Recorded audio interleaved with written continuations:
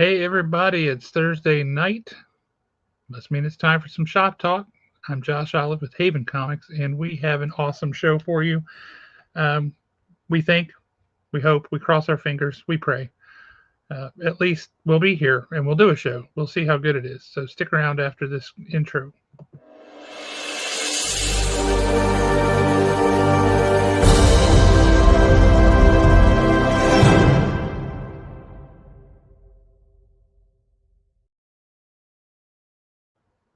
Is everybody still here? Oh, that's handy. Thanks for sticking around. Appreciate that. Um, Sometimes things stick around, and you can't get rid of them like a toe fungus. Hey, Alan.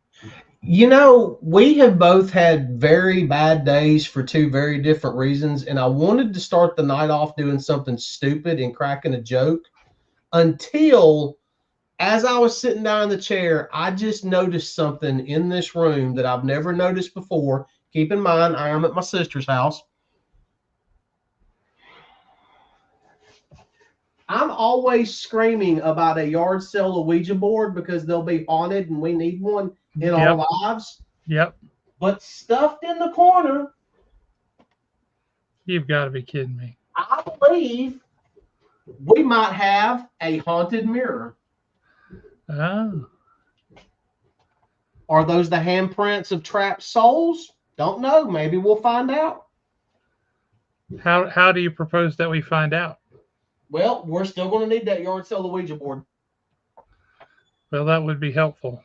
And since Nick is reading horror novels now, I think he should be in on it. He totally should. What's up, James? How are you? What up? And look, speaking of Nick, this son of a gun wants to talk books. We can talk books all night long. I know you said you're going to read that Lonesome Dove series. I've actually got the first book in the Sackett series at the house. Oh, dude, Louis L'Amour is the bomb. Well, my dad loved those books, and I've They are never awesome. read them, and they're only like about 100 pages. Wait, you've never read them? I've never read the Sackett series. So, I read that when I was 12 years old in the hospital after I got hit by the car. And was the car okay? No, I totaled it.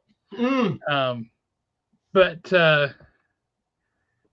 I read, I think it was just called Sackett.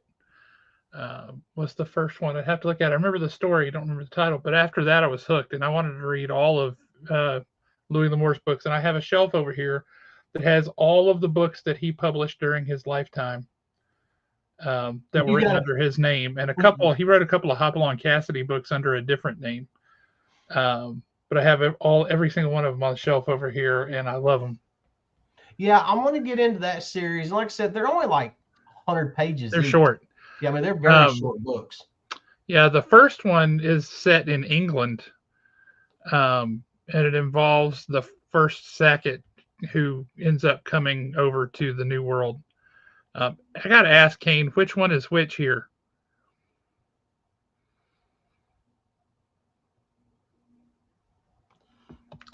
Well, I know which one you are because you have actually changed the temperature in a room before.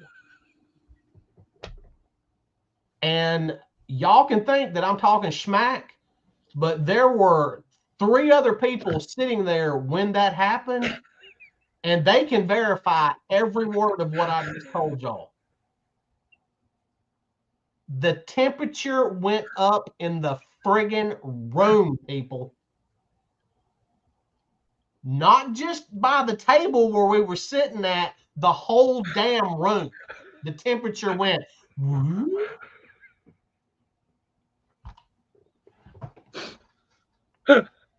Oh my God.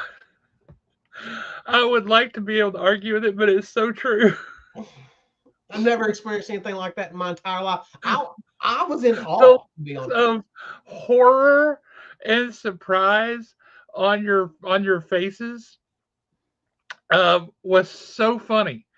It was so funny. And then when Dustin Ellis just shot up out of his chair and ran to get away, I was dying. No, what got me was I was sitting there and I'm thinking, Is there something wrong? There's no way the temperature just went up.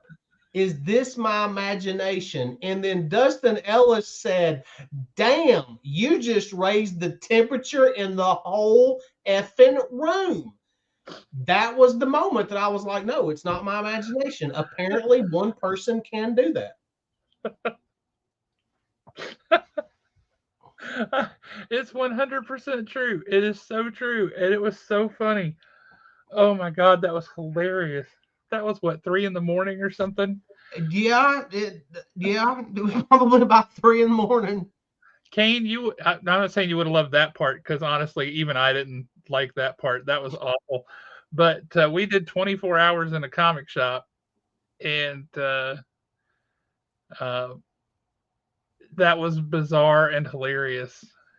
Uh, I wanted to film so much of that, but the trash talk got so bad it when we was so started bad. playing that board game Yeah. that we would have been banned from YouTube indefinitely if we would have tried to post some of that stuff.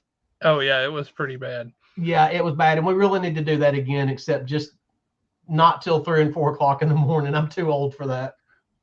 Well, and Dustin just said he played a board game until 3 in the morning a couple weeks ago. And I'm like, is this the same Dustin who's like, I can't do it. I can't. And I like the idea of us doing it on StreamYard. We could even blast it out on the show one night, but it's so much more fun when we're all sitting around the table. I concur with that. Just a lot harder to do. Yep. My goodness, God, I can't believe that. I guess we have Kane to thank for that. Thanks for bringing up the fart thing, Kane. Um, that was hysterical and terrible, but it was funny. It was terrible. And yes, this is the same man that gets scared when he watches the Muppet Show, but he's reading them. He just finished Dracula. This is true. This is true. Oh, he Yeah, finally finished it. Good. I am thinking that I'm about to spend a few weekends on the road because of dance competition. Yep. And I really and truly wanted to, because I've never been able to make it through the first Dune book all the way through, because it's like watching paint dry, that first book is. Oh, I agree. But I'm seriously, if I don't do that, I may try to knock out Bram Stoker's Dracula and Mary Shelley's Frankenstein while we're on the road so much, because I've never read those two. Have you not?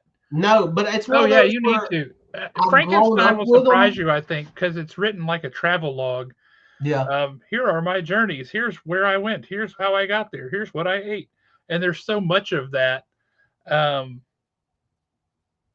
kind of like if you read Moby Dick, it's got a whole lot of that sort of thing in it too, where you're like, yes, yes, we get it. You're a whaler. There's boats. You go out, you kill whales. You've got the whole process. When are we going to get to a plot of a story? Yeah. Yeah, it was just a very different kind of experiential way that they wrote at that time.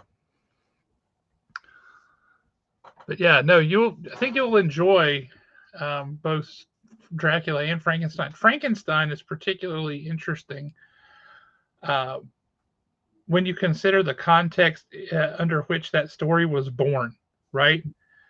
You got all these dudes sitting around in a chalet, like, who's going to tell the scariest story? And you got this 17-year-old girl who's like, oh, I can tell a scarier story than you guys. Yeah. And poof, Frankenstein. Like, holy crap. Oh, see, now you're getting book recommendations.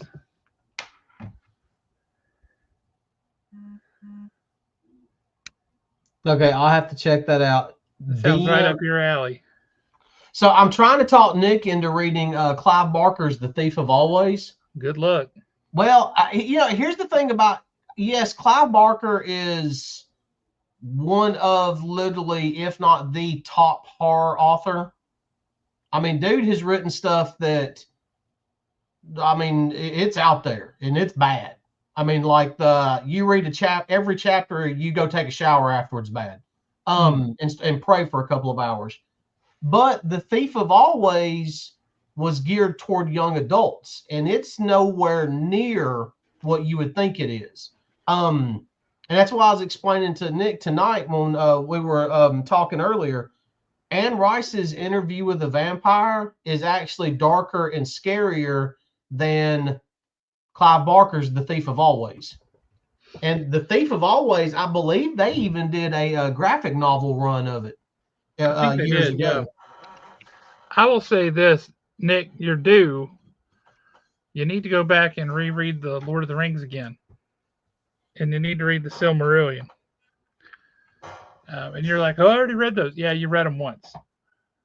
Read Okay, them I'm looking again. up this author, this DM. How would you pronounce that? Gway? I would guess, yeah. Guy, I don't know.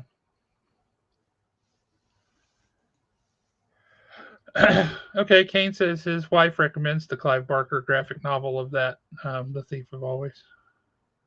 Okay, I have never seen that graphic novel out in the wild anywhere, and I would love to own a copy of it because I love that book. That book is phenomenal. Yeah. That and That sounds like, yes, Father, it's been 18 months since my last confession.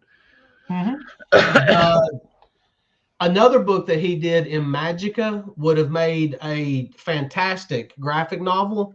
Yeah. But the book in Magica itself is like 1,000 pages. I mean, that book was so big when it came out that about 6 months after it came out, they busted it up into 2 different books because people weren't buying it. Huh. That's how thick it was. Well, The Lord of the Rings was supposed to be one book. But when it was published, they didn't have the ability to uh, print it and make a volume that big that would stand up, that they could sell in the mass market in any way. So they broke it into 3 books. So the artificiality of those 3 books is really nothing Tolkien ever intended. It was supposed to be one long book, uh, but it worked out well. Yeah, because I never realized how short those books actually were. Yeah. I thought they were these big, massive, grandiose novels, but they're really not. They're No, Tolkien's writing style is not that. His writing style is it's just a level removed. It's a different way of writing that you don't see a whole lot of anymore. But his writing style was just very different um, from that, which is why he's able to tell a story and finish it, as opposed to George R. R. Martin, who gets into this crazy level of granular detail all over the place, and then he's going to die before he finishes any of the last 2 books, 3 books. Yeah, yeah, it's nuts. Anyway, let's talk some comics. What do you say? Let's do that. I have got some comics over here. I've got a little bit of mix on things that have come out over the past couple of weeks. Yeah, we were going to talk about them last week, but we had 2 surprise guests last week, and that was awesome. Yeah, all joking aside, if y'all have not seen last week's episode, y'all need to go back and watch that. That ended up being a blast. And none of our 2 guests, the stuff that we talked, none of it was planned. It just kind of happened. We are going to have some guests on either next week or the week after. Just so you know, there will be 2 of them. Okay. Cheech and Chong? No, you wouldn't be able to see them because of the cloud. Laurel and Hardy? No. One of them will be Joe Pruitt. Outstanding. You want to know who the other one is? Josh Blaylock. Nope. You're going to like it. It could be anybody. You're going to love it. Dan Panosian. You have a winner. Yep. Joe Pruitt and Dan Panosian are both going to come on the show.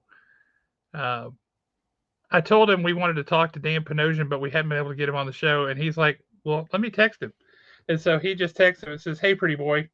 That cheeky bugger. We got some guys who actually think you're not just a hack, and they like some of your stuff. You want to come on their YouTube show and talk about your stuff and talk about Negative Burn? And he was like, people like my stuff? And sometime in March, around the time of the release of Green Lantern number 600. We also have somebody that we're going to have on the schedule coming out to talk to us. Any guesses on who that might be? Is it the other person that was talked about in that series of text messages the other night? Probably. First name starts with, or initials would be WS? No. Oh, really? No. Hmm. Okay, then. I'm trying not to go back because I know we talked about those two, or actually we talked about those three, WS being included in the I'm three. working on that one for something else. But coming on the show, and I've already messaged him, heard back, and we're looking at a March date. The one, the only Ron Mars. Oh, nice. Yeah, I don't And think he was in a conversation with him. again, this is primarily, he wrote a book. I think it was published by Dark Horse, and it was two limited series, or one limited series with two arcs. Um, it was called Samurai. Mm-hmm. And it starts off with this dude who's out and about. He comes home. His feudal warlord, they're under siege by somebody else, um, and he is too late. He gets there too late. Uh, Everybody's dead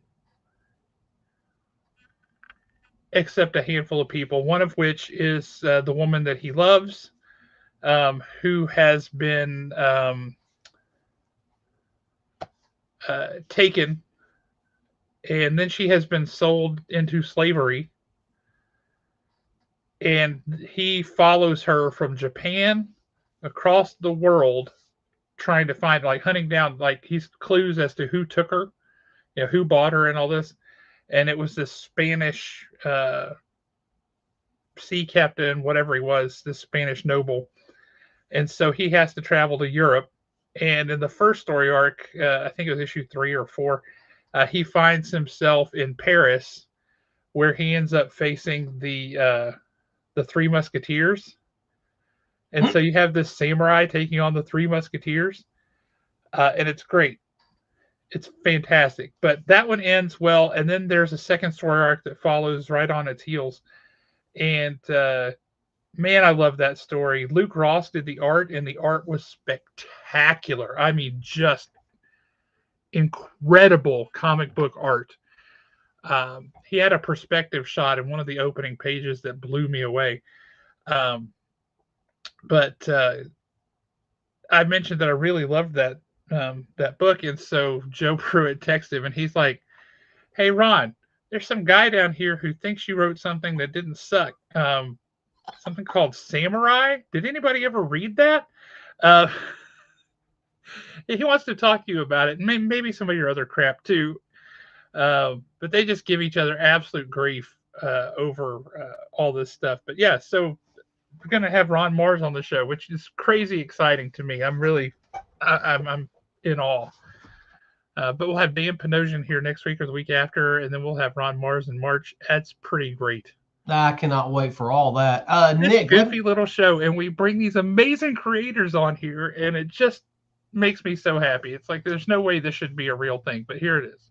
I like the fact that even after all this time, the show is still small. So when they do come on, it's pretty much just hanging out and talking. It's like there's no pressure. Nick, I've always wondered about that novel. If you like it, let me know how it is. And yes, it is a monster. It's a big book. Let's talk some comics now. Let's talk some comics now. So I think this come out last week. Really not sure. Really don't care. I read it. I loved it. But in Batman issue 5, Bruce Wayne drops literally the greatest, or easily top 5 greatest, hardest superhero pickup lines of all time. Okay, that is literally sitting on top of the stack I'm looking at over here. And I've had a lot going on the past couple of weeks, and I have not read that yet. So what is it? They're being chased by ninja. He's not Batman. You do not see Batman in this issue. It is all Bruce Wayne. Okay. And he's out on a date that's not a date that ends up becoming a date. You'll understand that once you read it. Okay. but they're being chased by ninjas on motorcycles with swords. They have this female geisha samurai named Ojo show up. Everybody is trying to unalive them. The woman, I cannot think of her name right now, she makes a comment about how expensive something is. And in the middle of trying to escape everybody while hanging, I believe, off of a fence, Bruce Wayne says, I already have a fortune. What I don't have is enough of you. Oh man. Yeah. In the midst of death, my boy is dropping pickup lines, and it was great because that line just comes out of nowhere. Matt Fraction, you rascal. I love it. I know. I read that and I was like, "Oh, you little minx, you." I'm not going to ruin the end of it, but something that I've always wondered when, because it was only a matter of time before somebody wrote a scene like this for Batman and Damian or for Bruce and Damian. I always wondered when something that Damian always does would come back to bite them, Mm-hmm. and it comes back to bite them at the end of this issue. Okay, I'm So, on board with anything that comes back to bite Damien. well, it's very simple, and when you see it, you're going to be like, he's always done that. Why has he never been caught before? Why did it take so long to have this one scene? Because when you see it, you're going to know exact. It's not major. It's major, but it's not major. I mean, you're going to know exactly what I'm talking about.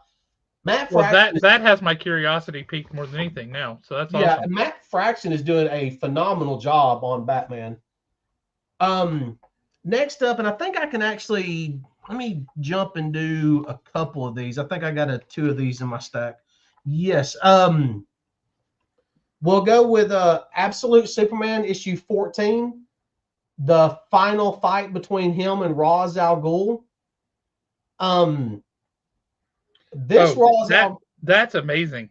Dude, this was a great issue, and this Ra's al Ghul is, it was kind of like, how are you going to do the Absolute Universe version of him?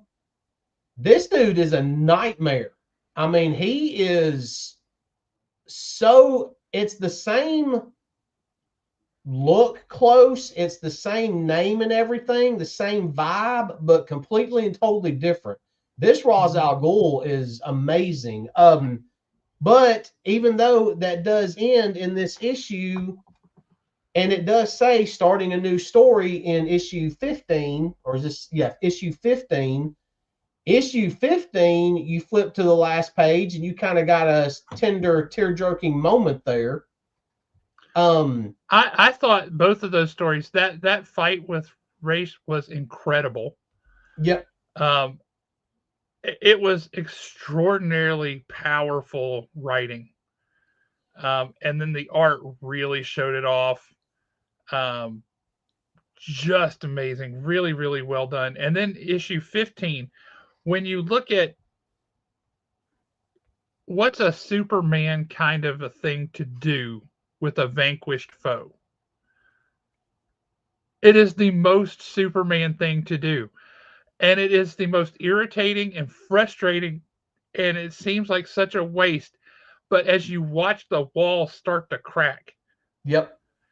and that is just amazing. What That is so well written.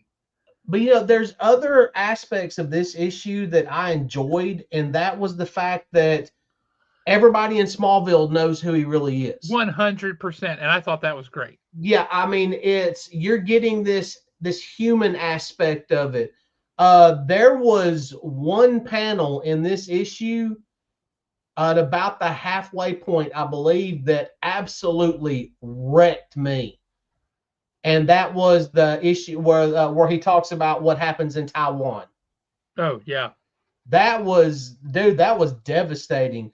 But then you get to the end of it, and it literally, the last page of it reminds you that the symbol is for hope. Hmm. I mean, that's literally the last page of this book is all about hope. man, it's so well done. It really is. And it's Um, super. I don't know how any book in the Absolute line is a sleeper, but somehow or other, Superman, Absolute Superman, is a sleeper.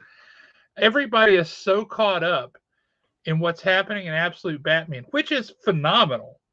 Everybody is so caught up in it that just there's no air left in the room for people to really be talking about Absolute Superman. The numbers on it are good. They're not Absolute Batman good, but I still contend the story in Absolute Superman, it's a different kind of story and it doesn't hit the like, oh, kind of thing as often, but it's just as brutal, just in a different way. Like the whole business where you first met Brainiac, that was absolutely insanely brutal. mm-hmm. And then when you find out what Brainiac is doing to Superman, absolutely insanely brutal. But it was psychologically brutal the second bit, right? What he was doing to Superman. Uh, and then when you compare and contrast how he treated Superman as he was trying to break him with what Superman is doing to try to break Ra's al Ghul, you're like, it's such a beautiful mirror kind of a moment, um, where it's the same idea but just done in such a different way, a radically different way, and it's absolutely brilliant storytelling. That book is phenomenal, and anybody who is not reading it is doing themselves a disservice. It really is. And if you jump back to issue 14, there's a moment in there, and it's just a very quick moment where Saul, S-O-L, Saul, like you Yep, said, Saul. Saul, Yep, yeah, I got upset about that.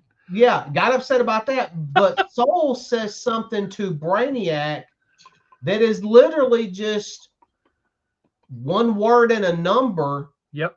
And just by saying that, did almost as much damage to Brainiac as Brainiac did to Superman. And Superman Yep. and Brainiac was tortured by Superman, or vice versa, for a couple of issues. I mean, Yeah. the writing is so well done on this book that it honestly, I'm loving Absolute Batman. I think it's great.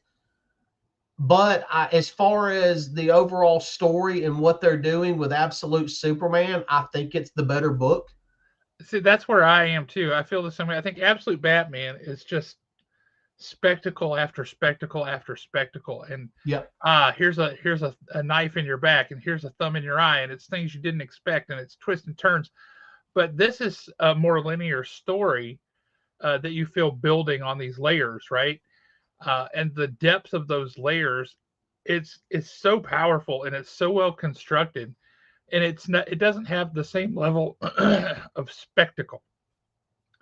And I think that a lot of people are bewitched by the spectacle. And I grant, I think Absolute Batman is fantastic. I'm not saying it's not, but I think if you were just to look from a purely narrative function, a narrative perspective, Absolute Superman is by far the better book. Yeah, and I mean, we're what, on issue 15, and he's really and truly just now starting to figure out who he is Yeah, I and agree. who he wants to be. So I know it's coming. It's coming probably sooner rather than later. We're going to see Absolute Batman and Absolute Superman cross path. Absolute World's Finest. Yeah, they're going to put the Trinity together on some level. I just hope they take their time and it's not, they don't rush it, because Absolute Superman, I think he deserves to be off on his own for a little while longer. I agree. Another one Kane's got a that, great question. what we got? Outside of Batman and Superman, are any of the other Absolute titles been Well, amazing for you? that is a Yes, very boy. good question and is a great segue into another one that has been, I'm not going to say it's amazing. It's been a lot better than what I thought it was going to be. It's very intriguing with what they're doing, and it definitely keeps the attention because it is borderline horror, and that is Absolute Green Lantern. Yep. Absolute Green Lantern has been really, really good. It's, there's a lot more going on behind the scenes in the Absolute universe than what you know about in the other books. But Yeah, and you're getting the glimpses of it. world itself is huge. Yeah, you're getting glimpses of what's going on in the absolute world behind the scenes Yep. in this book and in Absolute Flash.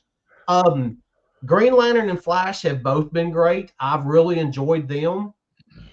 I still stand by. I believe Absolute Superman is the best book in the series. Absolute Batman is kind of it's on its own little pedestal. It's doing its own thing, but as far as the overall story is concerned, this is the best book in the series. This to me is probably the most intriguing book in the series. That's an interesting distinction, and I don't disagree. Yeah, and then the Absolute Flash is probably the funnest book in the series. I And would agree with that. the See, reason an being absolute is, Martian Manhunter to me is fascinating. It's weird. It feels like an early Vertigo book. Um, the whole uh, appearance of the Manhunter, the Mind Hunter, the way that he like sees color, different emotions or different colors and things like that. It's really interesting. I don't know that I love it as much, but I'm fascinated by it. yeah, Um, I think that's fair. But otherwise, I agree with your assessment. And for me, the weakest one of the bunch is Absolute Wonder Woman. I yeah, and I mean the art on this has been great, yeah, yeah, it's excellent. and this, And the weakest art of the bunch is Absolute Wonder Woman. yeah, I would definitely agree with that. The thing that I like about Absolute Flash is how we kind of flip the script, and the Rogues Gallery is looking like they're going to end up being heroes. Yes, agreed. So that's been fun. Now, sticking with the theme, because this just happened to be the next one But on the talking about stack. Absolute Wonder Woman, though, I mean, I like Hayden Sherman's art. I think he's good. I don't think he's good for that book. Like when he was doing the Batman Dark Pattern stuff, he was great. Yeah. I was like, is this the same guy? Because I love his stuff here. I just don't think it's the right fit for Absolute Wonder Woman. Um, between that and the like, what should be the most interesting individual character, right? Wonder Woman raised in hell as a witch should be extremely interesting. And it's just not. And part of that is, hey, your first big villain you're going to fight is a kaiju. And what are you going to do? You're going to embiggen your sword. And what are you going to do when you have to fight it later? Embiggen it even more. I'm like, come on, guys. There's no imagination there. There's nothing interesting. I don't care. There's no emotional stakes. It's just, yep, she's fighting a kaiju. Whatever. I'm not learning any big lore about the world. I don't have any investment in her as a character, although conceptually, I think it's a great idea. Um, in the art style, it just doesn't work for me on that book in that context. So, yeah, for me, Absolute Wonder Woman is the bottom of the list. Yeah, I think that the art in Absolute Wonder Woman, where this past issue where she meets, where her and Batman finally I cross like paths, that. that to me that fit the story. Yeah, I concur. Yeah, that fit the story. Another one that this book is not what I thought it was going to be. Um, it was a lot more demented than what I thought it was going to be, but the ending of the book confused me a little bit. We'll talk about that. But that's Absolute Batman Arc M. This book is pretty twisted. It's very psychological though. But the end of the book is what confused me on it. And here comes y'all spoiler alert, because we're going to talk about the end of this book. And that is, I thought that was great. I loved that book. That was as a single issue. I thought that was just fantastic. yeah, but the whole thing where are they watching Absolute Batman in another room? Or are they watching video clips of him? Or what is it they're actually watching? And then, okay, never mind. I see the panel now. But It's not the still, character who's at the bottom, Nick. It's the writer and the artist.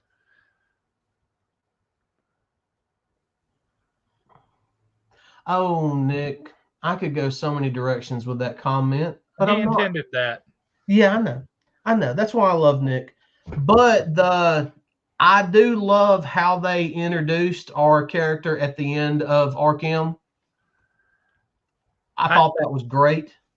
I thought that whole issue. You talk about a twist and a turn, and like how is this going? And the way that story unfolded, I just thought was brilliant. Really, really liked it. I liked everything about it. And I will say this, man, we had people coming into the store, um, and we ordered that relatively heavy, right? And we still sold out on Wednesday. But we had people coming in the store on Saturday. Do you have this? Do you have this? Do you have this? Um, just really looking for it, and it just wasn't to be found. And we're like, so sorry. They're like, do you know of any place that has it? And I'm like, no. So I'm gonna say it's safe to say this is definitely going to a second printing then. I'm still trying to figure out how, if you're reading Absolute Batman and you're like subscribed to that or whatever, how you don't put yourself on the list for that, right? If Yeah. you're at Haven, sometimes it burns us because we're wrong, and I take responsibility for that. But at Haven, if you're reading Absolute Batman and there's a special like Absolute Batman Arc M, we put one in your box Yep. because we assume that's part of the series and it's going to be important, right? We do the same thing with annuals for the same reason. And you look at everybody was wanting that Absolute Batman annual. Uh, and again, I go back to my Amazing Spider-Man anecdote. You show me another book where like all of the first several issues are in such hot demand, like Mm-hmm. absolute Amazing Spider-Man, because you had those crazy introductions of all those characters. I mean, it wasn't until what, number 14 you get the Green Goblin, number 15 is Craven, and you're just getting boom, boom, boom, boom, boom. Getting hit with all these characters, and everybody's like, "Oh my goodness, what's happening?" And you're just trying to keep up with the awesomeness, and that's what Absolute Batman is doing. Yeah, and is there not? I mean, is this literally just a one shot? This Arc Yeah, M? yeah. Oh, okay. It's, but once again, it puts me in a position to where the character that they bring into it at the end of it, how do you do an absolute version of that character? Darn good question. I can't wait to find out. Because I mean, that's a pretty hardcore character, or can be Yeah. in the regular universe. This reminds me. Let's go back to Absolute Evil. That little one shot, Absolute Evil. You remember Yes. that? Yep. Nobody signed up for that. Next to nobody, and that wasn't associated with a book as a Absolute Batman book, or it was just a general Absolute. So we did go off orders on that, and nobody signed up for it. We ordered extra because we thought people were going to want it. People are just now realizing they should have read that book, Really? and so the value on that book is starting to go up. You talk about, it's got quite a lot of first appearances of characters in that book in the Absolute universe, and some Yeah. of which have shown up since then. And people are like, "Oh, the first appearance." Like, no, no, Wait go a back. minute. Is that, didn't Absolute Green Lantern die in that one? You remember Absolute Hawkman and Absolute Green Arrow? Yeah, but because It wasn't Absolute, Green Lantern; it was Green Arrow. yeah, because didn't Green Arrow die die in that one? Yes, And then Absolute Hawkman has now showed up in Absolute Superman. correct. And Absolute Hawkman looks friggin' wicked. He's a beast. Yeah, I mean, this is going Dino to be, Major in the house. What's up, brother? what up? We're talking the Absolute Universe, Daniel.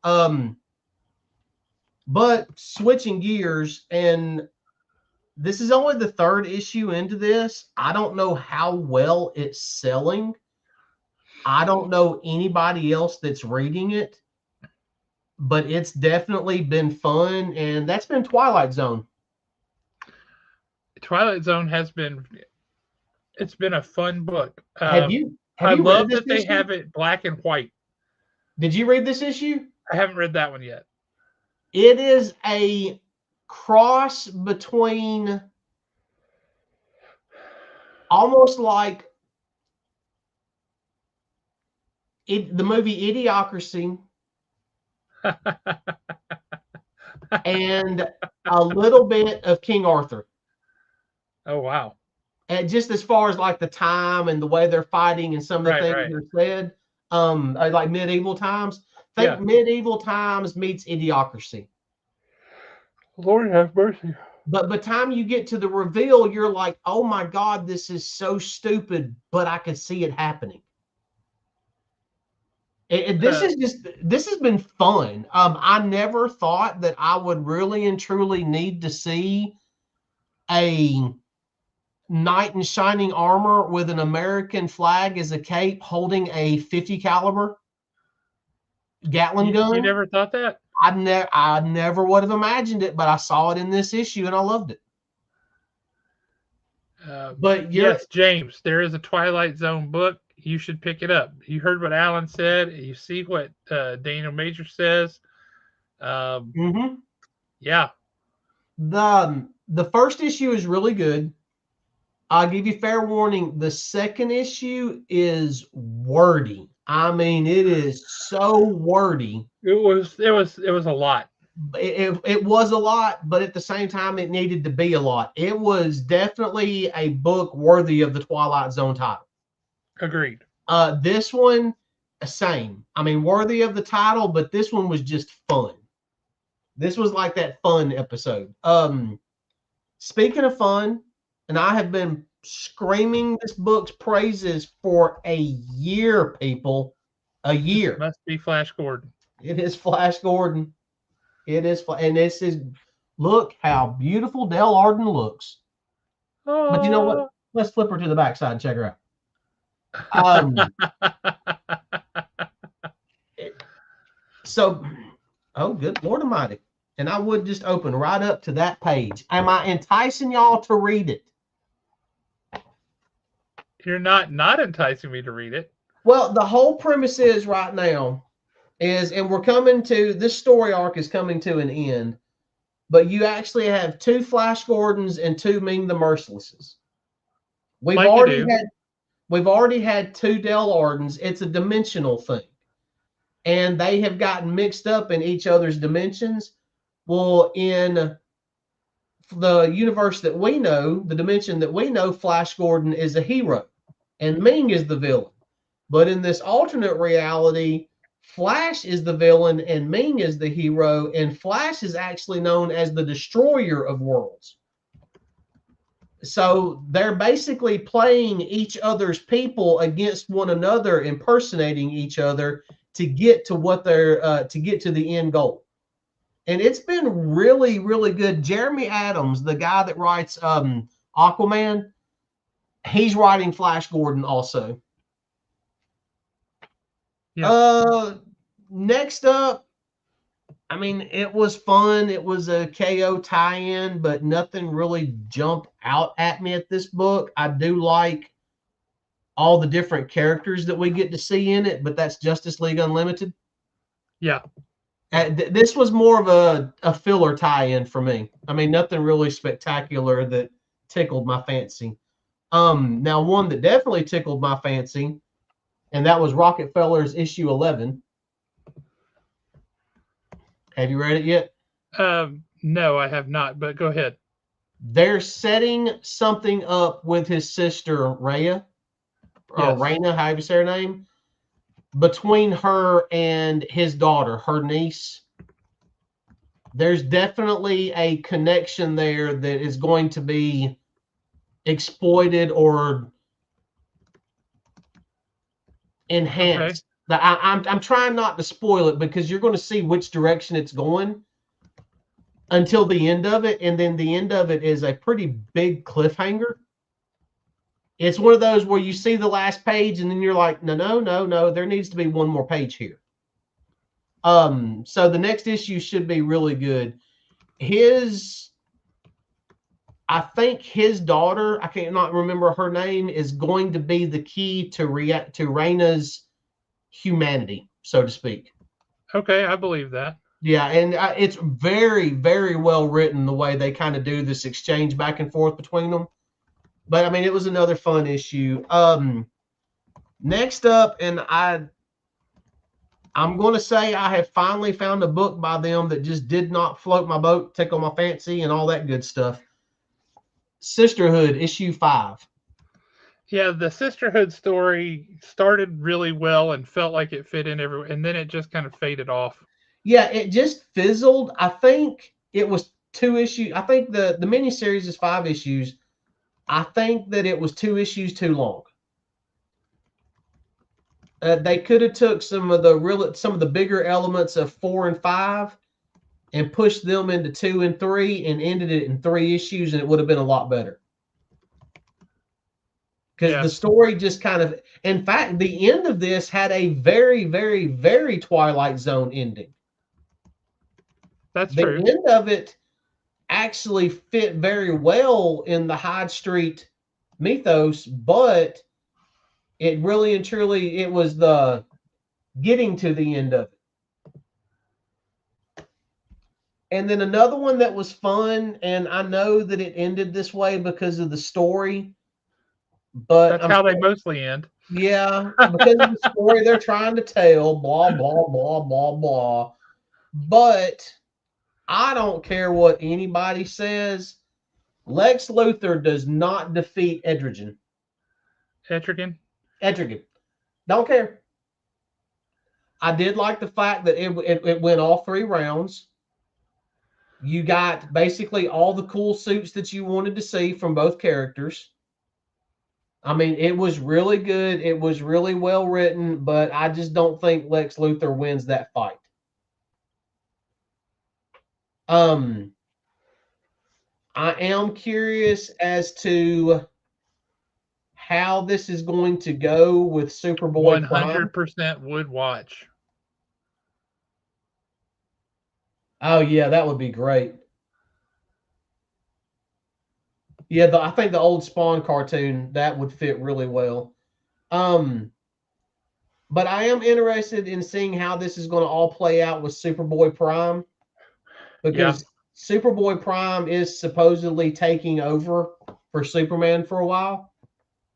So I don't know. We'll just have to see. But I like the way they've been writing Superboy Prime in here. I think Josh Williamson's been doing a great job.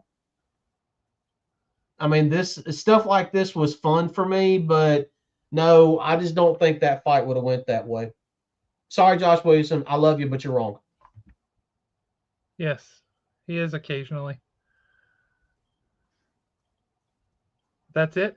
That was it. The only book that I've got at home that I have not read yet is Arcadia with Batman and Green Arrow and the Yeah, Question. yeah, yeah. Yeah, I just haven't read that one yet, but that one's very. If You you have to be in haven't the read mood it, to read that one. The it's way because very. that first one was kind of slow and plotting, and you weren't sure where it was going to go, and then you got to the last page, and you're like, "Oh, well, dang it! Now I feel compelled to read the second issue." Yeah, and then you're kind of, oh, wait a minute, this is more of a crime noir type deal. Yes, And sometimes you just got to be in the mood to read that. And I and just wasn't yeah, in the that's mood to how read I that. feel about that one too. Um, so let's talk a little bit about 2026. Let's get out our crystal ball here. And kudos to anybody who understood the reference on the thumbnail for this week's show. It was a great dad joke. It was a dad joke for nerds. But yes, kudos to anybody who got that. Um, so let's start. Well, let's just go ahead and start with the elephant in the room here. Your predictions. Let's hear what you guys think. Let's hear what Alan thinks. I'll chime in if you guys want me to. Is the absolute universe going to continue to be the absolute juggernaut that it is right now through 2026, or is it going to slow down or take a dip? What do you think? I think that Batman and Superman are going to continue as juggernauts. Wonder Woman and Flash are probably going to bring up they'll be right in the mix.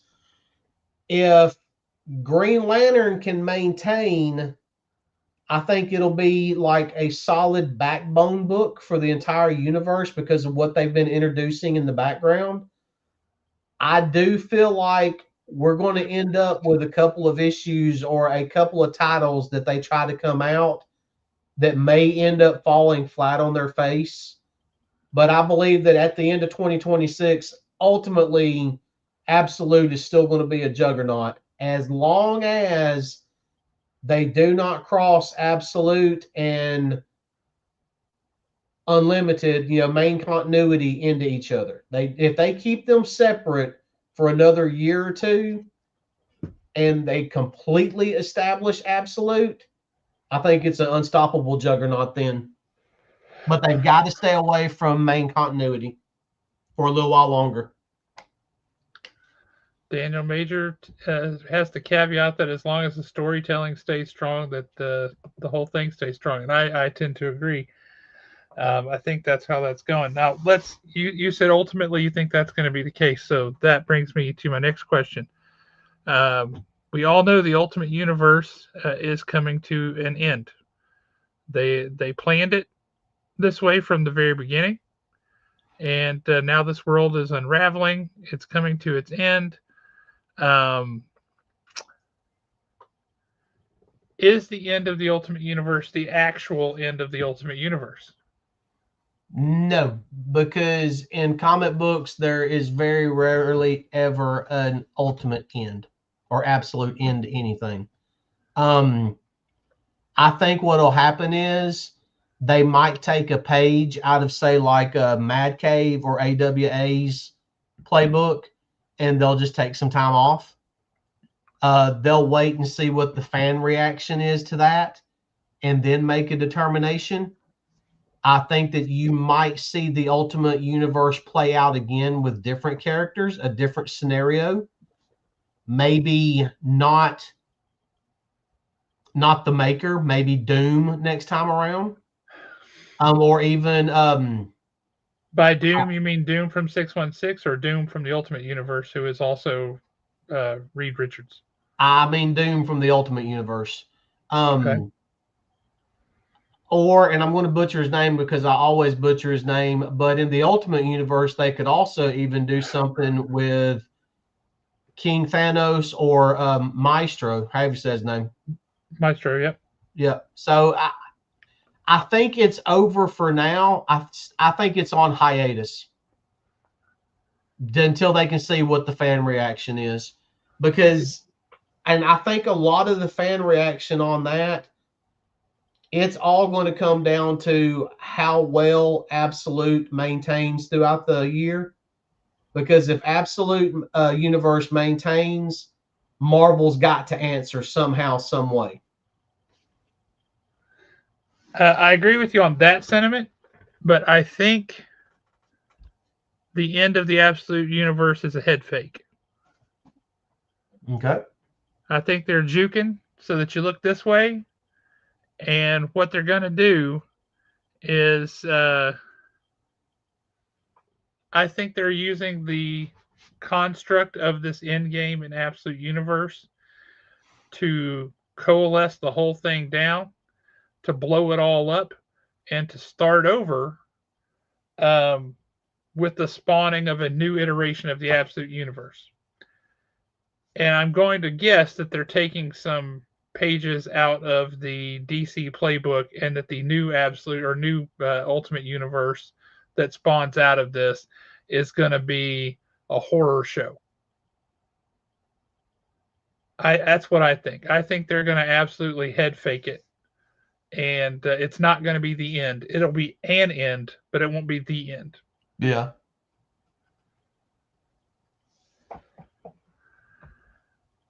I believe Mega Man just came out. I'll have to double check, but I think it just came out. I recall seeing it on an invoice. So I'll have to check on that one for you, John, but I think so. Let's see, what did Kane say here?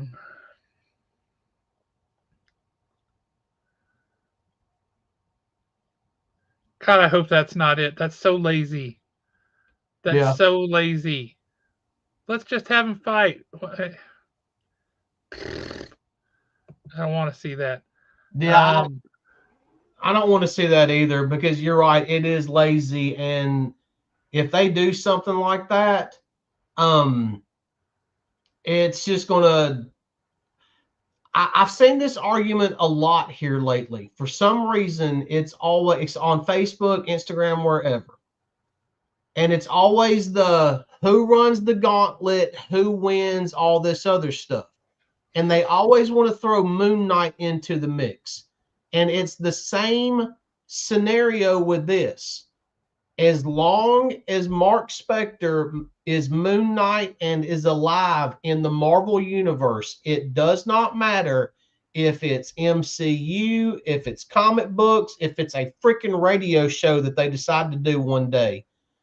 Mark Spector will ultimately win every single battle if he decides to give completely over to Khonshu. It's already been proven that's going to happen. God, that was such a good book. Avengers 33, that was so good. Yeah, it's already been proven that if Mark Spector gives completely into the Moon God, he takes over everything. So as long New as you universe. New universe. I mean Who the all is only old enough to remember that? do what? Who was around for the Marvel New Universe, like New Coke, back in like 1984, 85? I barely remember it. I mean, I know the reference, but I barely remember it. What was funny for me is I got issue number 5 of Spitfire, and I was like, "What is this book? I don't know what this is." But it had Todd McFarlane art. Mm-hmm. I was like, and then there was DP7, um, which I liked. That was a good one. It wasn't technically part of the new universe, but Strike Force Morituri. Did you ever read that? No, because I mean, I was in 84, 85. I was 11, 12 years old. Yeah. And it was more about Justice League for me.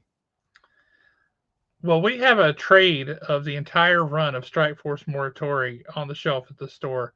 You should read it. All right. You want to talk about a story? It is a product of its time, and it does feel a little bit dated in that regard. But a lot of the best comics do, right? But Strike Force Morituri was so interesting, and it was so well done. It's a shame it got swept up in the whole new universe thing. But you guys, it's funny, Kane. You're such a schmuck. You led me straight into my next questions that I had because it was such a good transition. So far, you guys are killing me with your segues because you're leading me right into where I want to go. MCU.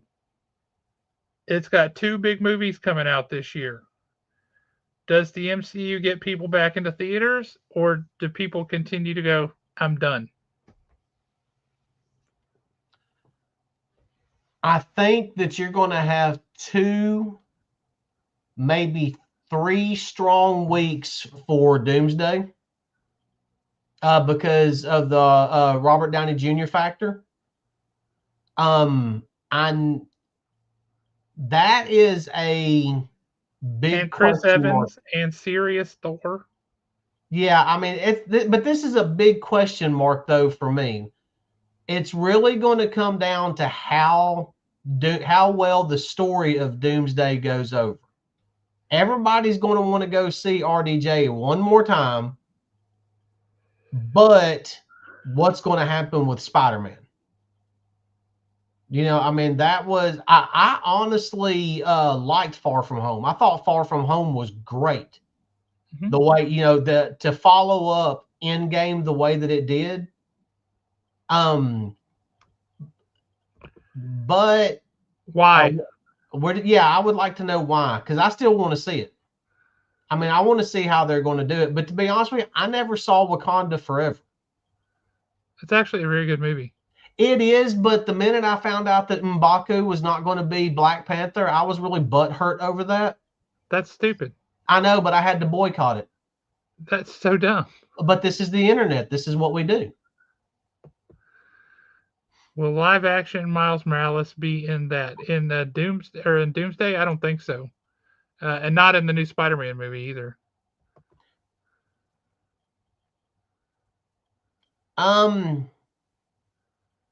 Now, I Hey, really this like. is interesting. Hang on, the speculation market for comics and the movies is hanging on by a thread. Um, that's interesting. I'm trying to think through that and see if I agree with you. Um, for the Marvel movies, I would agree. That's certainly the case right now. Um, coming out of Endgame, there were some good films. I think Shang-Chi, for example, was a really good film. Um, but it didn't like it wasn't compelling that you absolutely had to go and see something else. It didn't just draw you naturally to the next thing. And then you had some films that conceptually they weren't bad. Um, the Eternals springs to mind. Um, maybe it kind of like limps to mind. It doesn't necessarily spring to mind. Um, I'm going to get to that question in a second, Acres of Movies, because that's a fascinating idea, and I have to talk about that. Um, but the Eternals should have been a Disney Plus show. We've talked about that here before. That should have been stretched out over 12 episodes or something where they introduce the characters and make you, first of all, know who they are. Second of all, care about them. And then have a story that ties them all together and makes sense. They tried to pull way too much together in too small a space, and the movie just did not work. Um, I need to and hit two right quick. yeah, Um, no, he should have played the Joker. James Cagney as the Joker would have been amazing. Are you kidding me? Yeah. And there's already been a movie called Mousetrap. It came out late 70s, early 80s. Oh man, kind of dropped something on y'all. Um, back to this one. To me, I never agreed with the spec market on comic books and movies to begin with. I thought that was really dumb. Um, I remember when you could buy Thor 337. Was it 337? Yeah, I believe If it was you're talking about 337. first Beta Ray Bill, yeah. Yeah, you could buy it all day long, anywhere from 40 to 50 bucks for years. Then all of a sudden there was a rumor that he might be in a Thor movie or be in something, and then it shot up to 100 bucks. And then it was like 150. And I think then it dropped back down to about 70 or 75. I still to this day I don't think that's a 70 or $75 comic book. I think 40 or 50 is the sweet spot for that particular issue. I mean, I could be wrong, but I'll also argue with Overstreet in a heartbeat. I think Overstreet's full of half the time. Does anybody Why even is use that? that? Because Overstreet to me is very subjective as far as the condition of the book is concerned. Kind of has to And be. at the end of the day, a comic book is only worth what someone is willing to pay for it and not what Overstreet says it's worth. Yeah, If but it's, it's not. It doesn't tell you what it's worth. It's a guide. I It know, gives you a ballpark. And I will tell I've you, people seen, complain about Overstreet. Overstreet and Daniel Major, I'm going to expect you to weigh in on this. And fingers crossed, I think you'll probably agree with me. Overstreet is very bad about reacting to short-term changes in book value. yep. It's extremely good for year-over-year value for books. It also is absolutely invaluable for books that don't come on the market often. Now, For with that, I can never heard of. agree. But part of my problem with Overstreet, and I've seen it for years, is some people out there want to take Overstreet as gospel truth. And if a book is really hot, I will be happy to do that. Well, as a shop owner, yeah. I mean, I'll tell you, I had a guy come in one time who had some books that he insisted he wanted to sell them to me, and he insisted that we use Overstreet as the pricing platform for it. And I was like, fine by me. 100% fine by me, because those books were hot, and he didn't care. He said Overstreet is the Bible to him, and I'm like, it's a data point, bro. But if you want to say it's the Bible, you go right ahead. Yep. Um,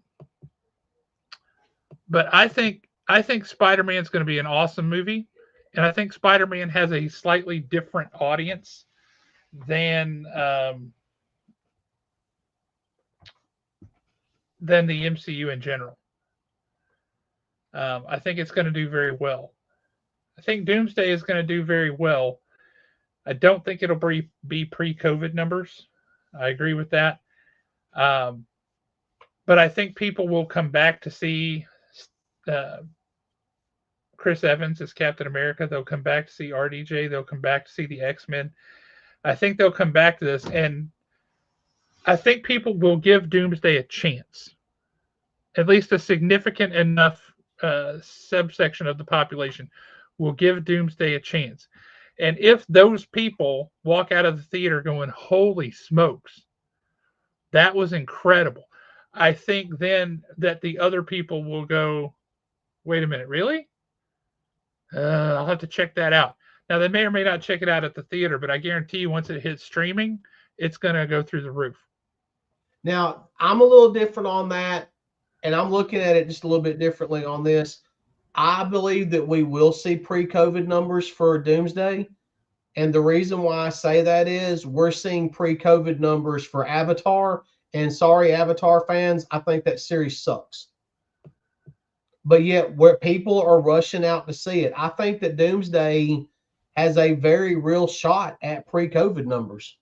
I think that Avatar is successful in a couple of different ways. One, the first movie was absolutely plot wise, dances with Fern Gully, whatever.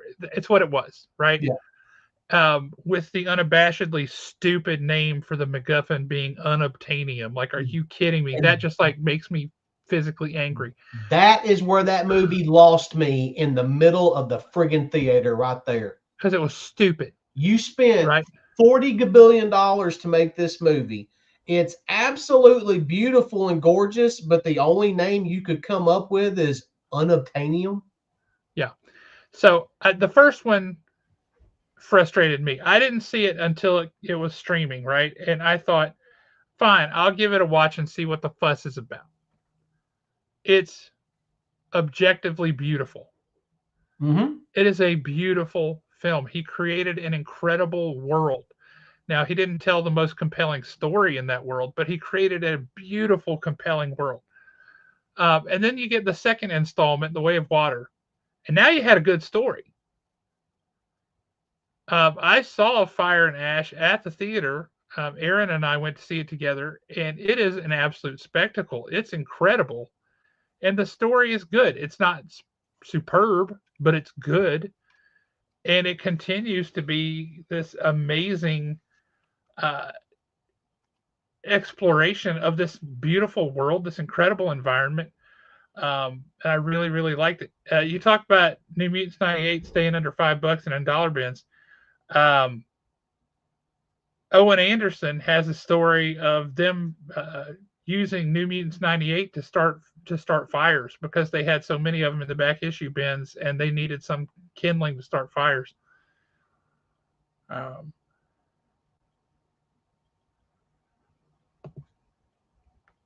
Yeah.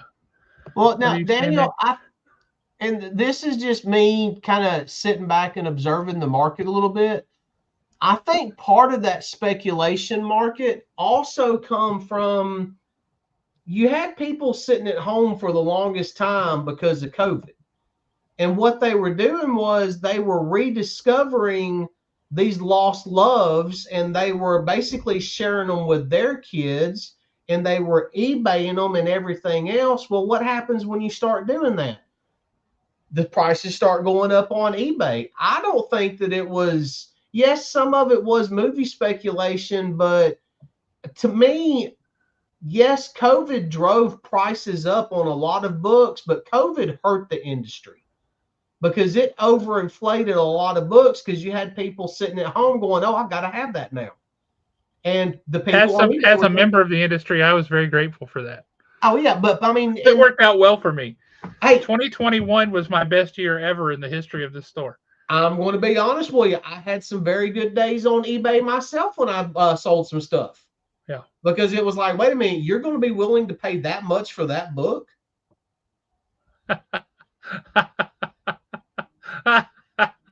Yeah.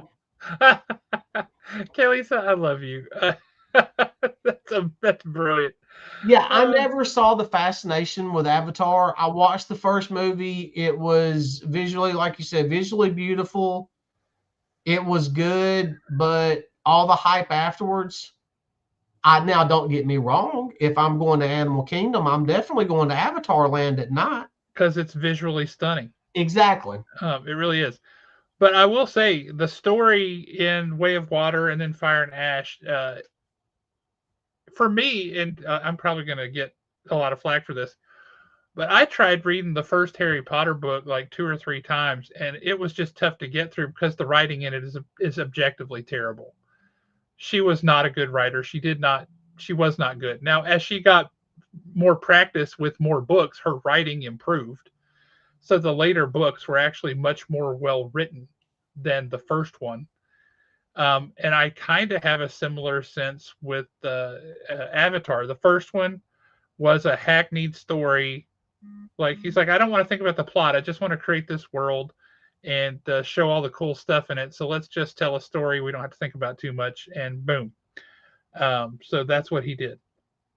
But then he's like, well, I have to continue the story because I've still got other parts of this world I want to show off, and I made a lot of money. Um, well, now we see how we rank in your level of priorities, James. Disappointing. Have a good night, brother. Say it. Um, but the story gets better and it hits harder. Um, and I just think it's really good. But Here's an interesting question because he has made several comic book movies, and I already know which one, but it wasn't because it was because of the acting in the scene. It was because of the actor that delivered the line. And that was when Paul Kent told Clark that he was so proud of him sitting on the front porch. And it would literally come down to the way the actor delivered the line. that was pretty impressive. And I would say that was the most poignant scene. Yeah. Um, I think my favorite scene might just be the one where Drax is just so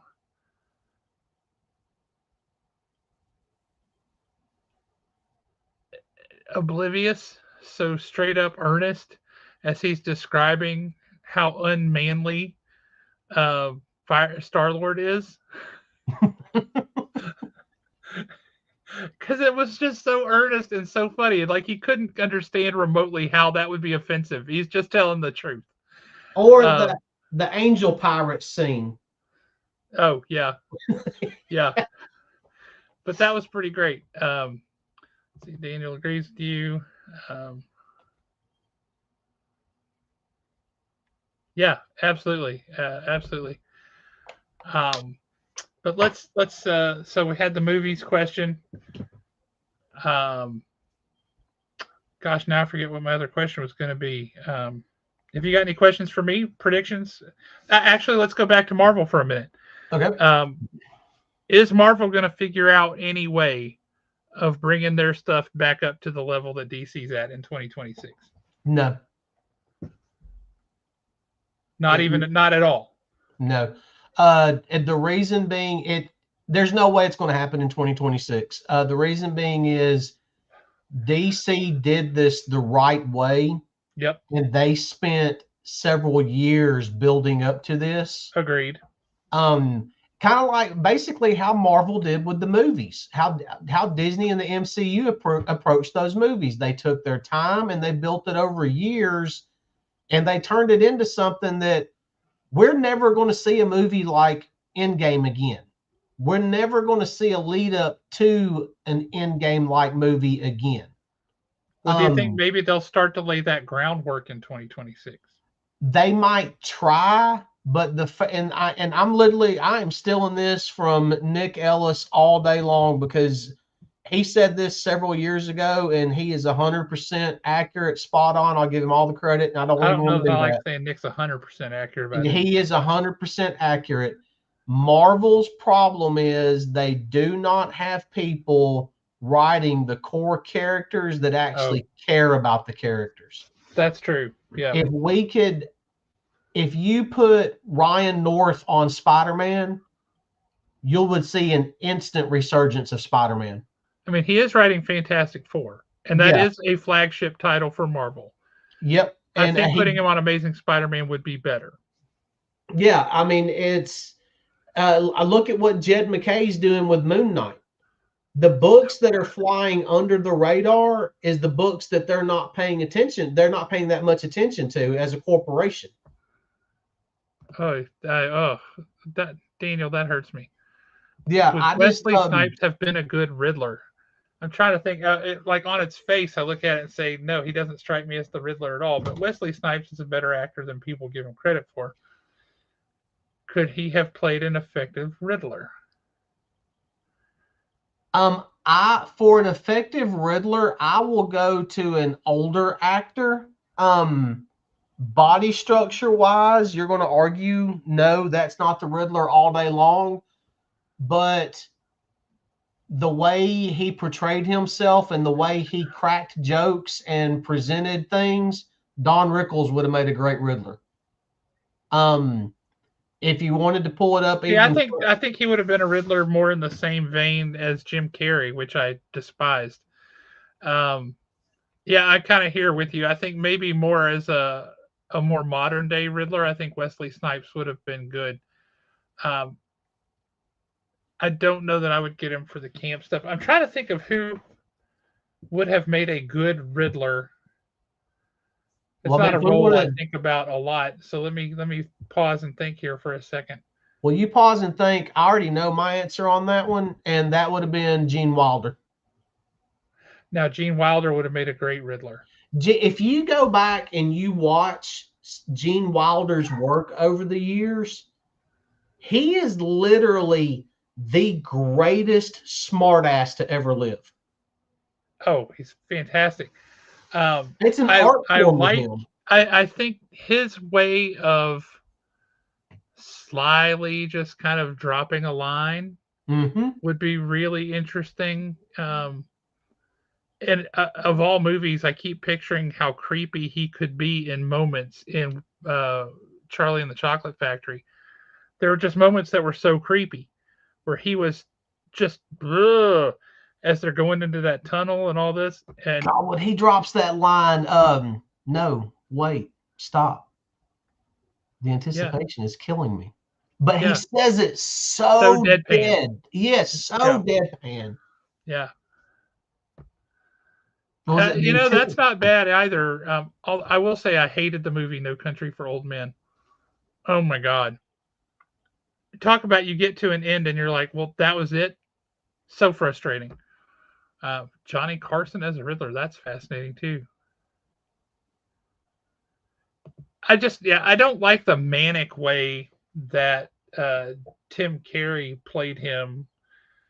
Uh, Product of its time, maybe, but it was so over the top and so like, and Jim Carrey's always over the top. This was like tsunami over the top insanity, and it just made no sense. I think the Riddler is smart, and I think the Riddler is very clever and cunning, and Mm-hmm. I think his downfall is that he feels compelled to test the cleverness of other people. If he didn't have that compulsion, I think he would get away with things. Um, And the bad thing about it is when you watch some of Jim Carrey's movies where he's a little more, just a touch more serious. oh yeah, he's a very good He's a, actor when he wants to be. Liar Liar to me is his best movie. It's just When Liar Liar came out, uh, or right before it came out, I was in Italy, and they had movie posters everywhere for that movie, and I learned very quickly what the word for liar was in Italian, because all the posters said it was Jim Carrey, and it said "bugiardo, bugiardo." It cracked me up. Um, yeah, bugiardo, bugiardo. And I Liar, mean, liar. Jim Carrey, it definitely, there are Hang on, characters that I've he. got it. I've got it. Okay, I've who got is the it? perfect Riddler. And when I say perfect Riddler, I mean perfection Riddler. And you picture this. You just close your eyes, picture this, and tell me you cannot see how he would do this and how he would play this character. Robin Williams. Yeah, he would have made a good Riddler. Because he could have played that any number of ways, and he would have had the subtlety to play it any number of ways. Oh, Spotless Mind was a great movie. Oh, that was really good. The Sunshine of Spotless Mind, or whatever it was called. Yeah, the full name. That was a really good movie. No, no, no, no. I love Betty Davis in a lot of things. Um, uh, The Bride Came COD being one of my favorite movies of all time. Um, but absolutely, I don't see her as Poison Ivy. If I want Poison Ivy from that time period, um, Joan Crawford. it should be good. Joan Crawford or Faye Dunaway. Actually, I probably wouldn't go quite that time period. I'd push forward a little bit, but Raquel Welch would have been a perfect Poison Ivy. Tell me I'm Picturing it wrong. now. No, you're not wrong, because I'm picturing it now.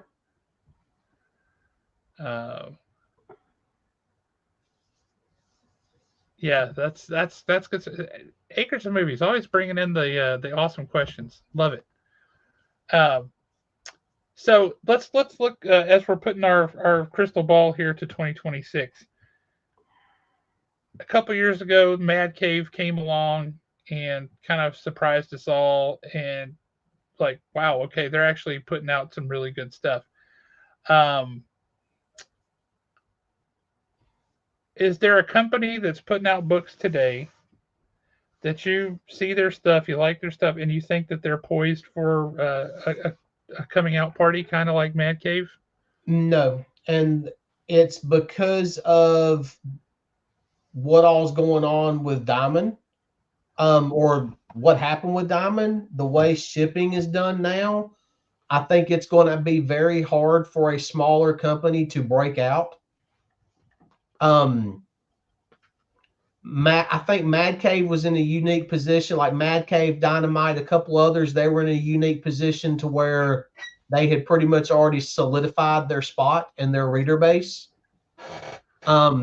I think the only way a smaller company has a breakout year is what I'm going to call the Mark Spears effect with Keenspot. Okay. If something big, like an under the radar big book, comes out of nowhere and does just massive numbers on Kickstarter, and it gets picked up by a smaller company that's willing to take a chance and just explodes like Monsters did, I think then yes.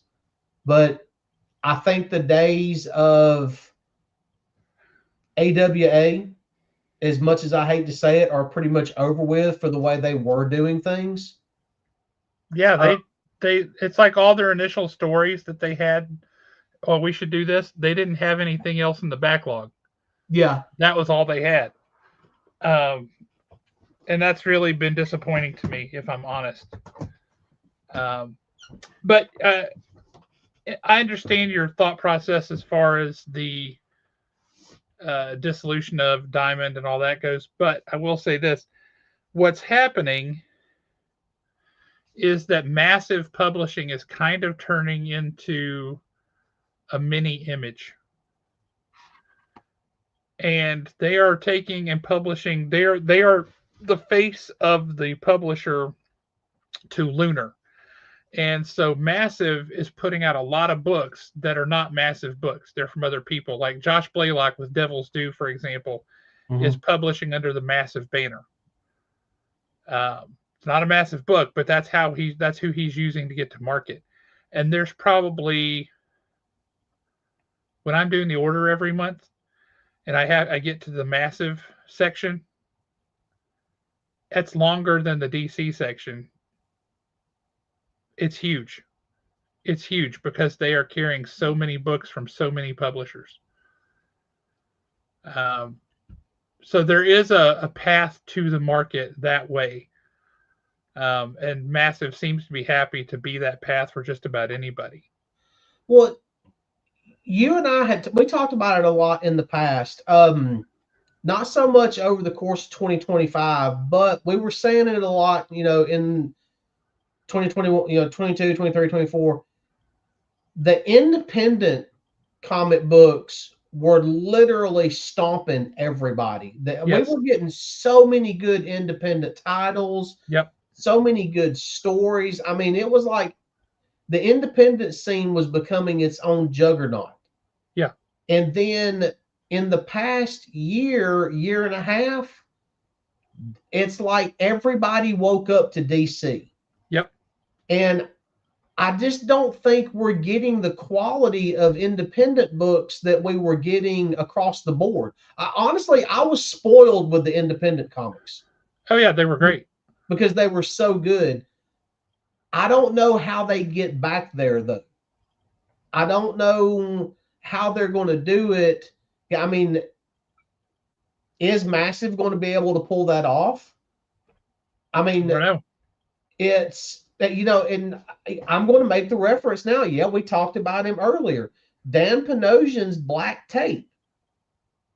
They could have picked that up and kept that series going if they wanted to, because it was just that good. Devil's Highway.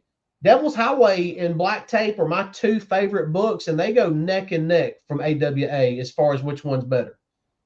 Devil's Highway was just so bizarre and out there, and it was creepy, and it was everything that I loved about independent. Well, hang on. You like them better than crap? What was it called? Red something. Oh, is that the one that we were always that we were always telling people to read by AWA? Yeah, because it was spectacular. It was the Cullen Bunn. Yeah, they were Otto Jr. book with the. It was kind of like John Wick meets Red.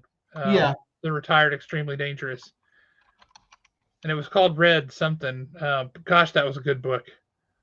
I'm looking. They were just totally different types of book. I've always leaned more toward horror. Yeah.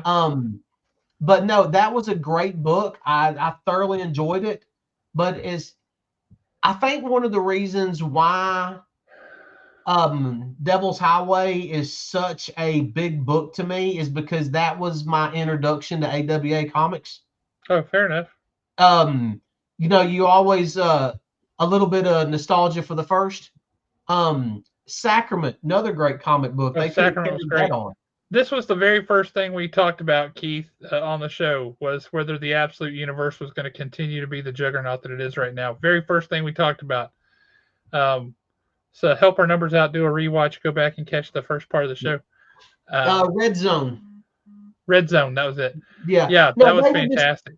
They were just totally different books. And Dan Panosian with Black Tape, and it's something that we're going to end up talking about again with him. Yep. He literally captured that era of history. Oh, yeah. That was spot on. It was like, as bizarre as it sounds, because, we grew up when MTV actually played music. Yes. We were kids and then teenagers in the 70s and 80s. Yep. What he captured in that book literally was our childhood. It was the movies, the music. It was everything that we watched. Yep. And I just don't see anybody right now really and truly doing something like that with the independent scene. And it's when you've got, I've said this before, and I'll argue people with it. I don't consider Image independent anymore. I don't consider Ghost Machine as an independent comic book creators. I know they are, but to me, they're part of the big boys now. I don't see how somebody like an AWA is going to break through, especially when DC's doing what it's doing. You got the Marvel people are always going to support Marvel, whether it's good or bad.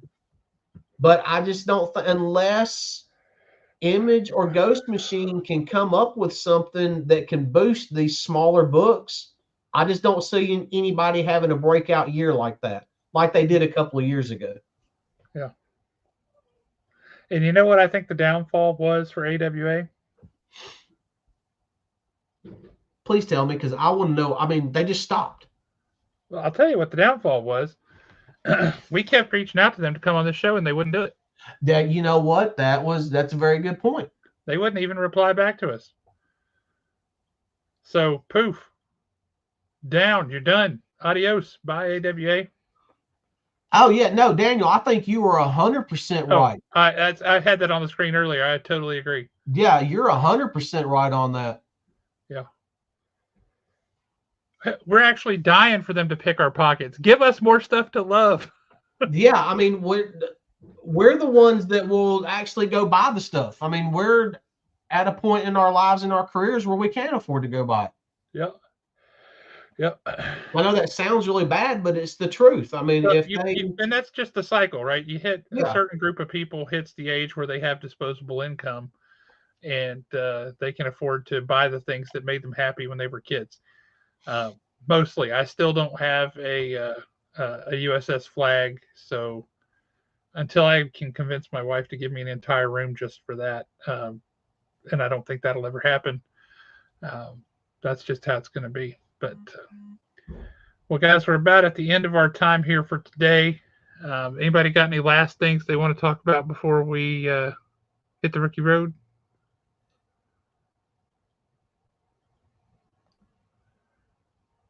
no, I do got, you know, okay, as a shop owner, I have a question for you. Yeah. There's a book. I do think that Kickstarter is a great idea. It does give a lot of people an opportunity. It gave, you know, friends of ours opportunities that they didn't have other ways. When a book goes to Kickstarter, do you feel like if it's successful on Kickstarter that it will, and I'm asking for a very specific reason, a very specific book actually, but do you think that success on Kickstarter will automatically translate into success in, with say like a Keen Spot or something like that, the way Mark did it? Do you think it automatically translates, or do you think that there are just some books that just immediately die after their Kickstart success? There's nothing automatic about anything. And some books have a very niche audience that is really only served by something like crowdfunding. Um, and then you look at guys like Brian Polito with Lady Death and Evil Ernie, right? He would throw Lady Death books at Diamond and they would put them out. But he did everything through Kickstarter, and he has this army of fans. Just an absolute army of fans, and they back everything he does.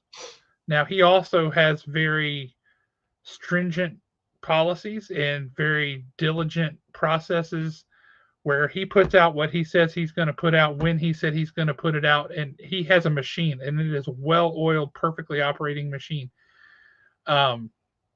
It's fantastic. And Kickstarter is a beautiful home for him. Then you have guys who had an audience at one time. For whatever reason, they moved on to did other things. The cycle just kind of chewed them up and spit them out. They're still highly talented guys. They find a home on Kickstarter because people still want to get to them and their work, right? And say a Marvel won't give them a shot anymore. Stephen Butler is an example of this. I don't think he would work for Marvel today if they came and back to bring the truck up to his house, because he loves creating for himself. And he doesn't want to be beholden to somebody else. But a lot of those guys from back in the day, extraordinarily talented guys, great writers, great artists, great storytellers, and the trend of the style of art they told or the kind of story they told moved past them. But a lot of those guys can find their legs on crowdfunding and that sort of thing. But there's nothing that says, hey, this concept was successful crowdfunding, and now we're going to put it in the comic book marketplace. If anything, crowdfunding can be a big deterrent to ever showing up in the comic book marketplace in the direct market, because there are a lot of stores, a whole lot of stores who say, you know what, if you crowdfunded this book and you bypassed the direct market, and now you want to pawn off and just as a money grab try to push this off in the direct market now, that's not beneficial to me, and I'm not going to carry your book. I know there are a lot of stores out there who have a policy. If it was on crowdfunding first, I'm not carrying it. Because they don't get a chance to sell that book, right? And the collectible value that drives people to that book, the people who wanted to buy it already bought it. So who's going to buy it now? You have to drum up a whole new audience for people to buy the book in the direct market than you had via crowdfunding. Yeah. Because the audience has already been spoken for. They've already put down their money. So you get somebody like Mark who had success on the crowdfunding. His success in the actual publishing in the direct market is it's an anomaly. It's not normal. Mm-hmm. For a whole lot of reasons, it's not normal, and it's all beneficial and helpful and good for him. But it's just not the normal way that things go.